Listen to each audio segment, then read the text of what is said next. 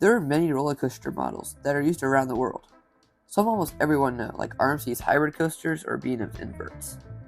Some other models aren't very popular and are pretty hard to come by, like the large-scale fourth dimension coasters, like X2 in California or Ejinika in Japan. What if I told you that there are models that have never been used? Maybe because it's too expensive, risky, or even too intense for the parks. This video is going to focus on that. 7 models that have never been used for the public. Please note that I can't predict the future, so if there's a model that I mentioned that is built now, then it wasn't built when the video came out. Before we start, you should follow the Instagram so you can get notified when I post a new video, see some photography, and even some sneak peeks. I thought of this video idea myself, and I haven't seen many people do it, so if you like cool and obscure videos like this, you can subscribe to see more in the future.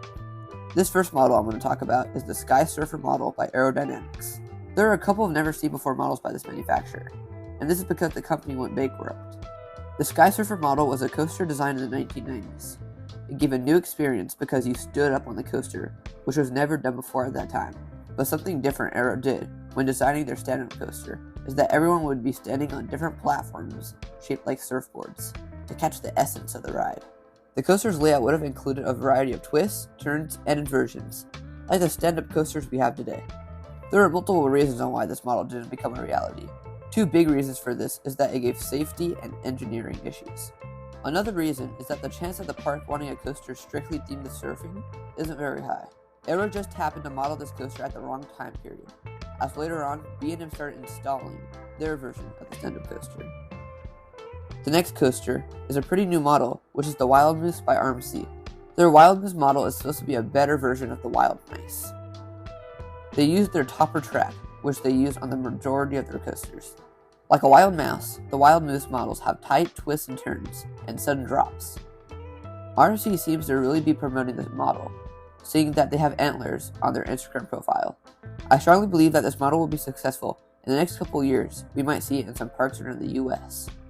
Next, we have the Twisted Looper from S&S.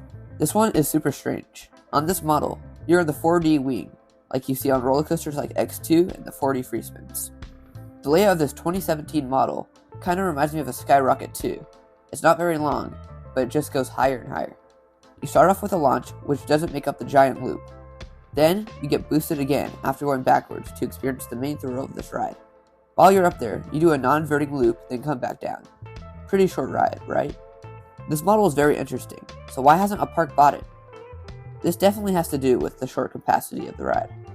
Obviously, the ride can only run one train, and even with the train fitting a good amount of people, the 4D seating takes a while to load up.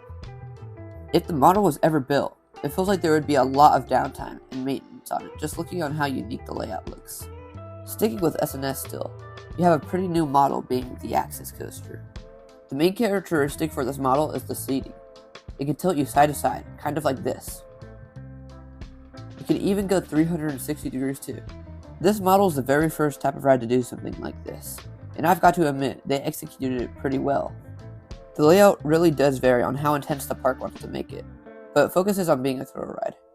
Out of all these coasters on the list, there's actually a prototype coaster for it, and only a couple of people, around 1,000, have gotten to ride it in Utah this past year.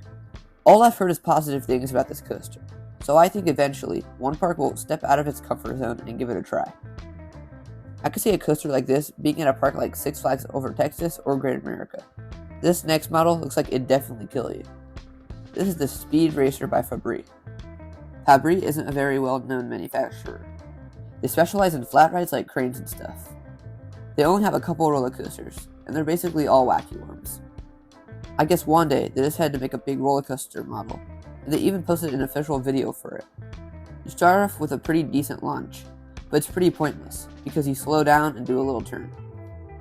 Then you go up your lift, which you can argue that it's either a vertical lift or an elevator lift. You can't tell because of the building.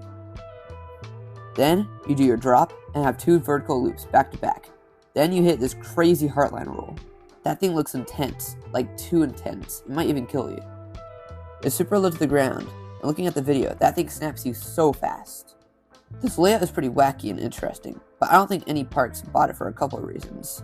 One being this manufacturer doesn't make thrill coasters, making it too much of a risk. And the other reason is that the heartline roll would probably break people's necks. This next model is called Aerobatic by Aerodynamics. This one's pretty interesting.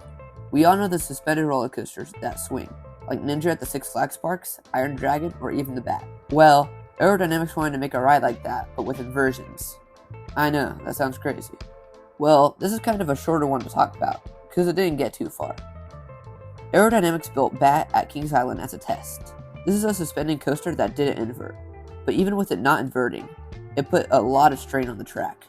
And they're like, yeah, no way we're going to be able to do this with inversions.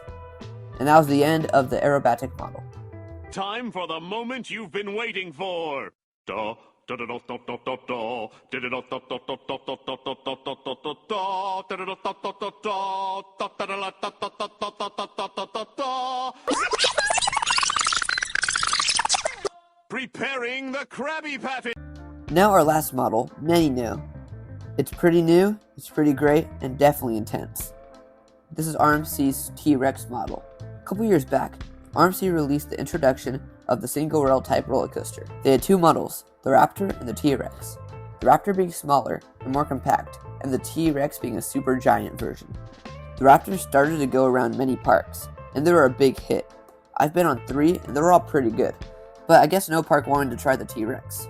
Maybe because it was too expensive or too big, maybe another reason.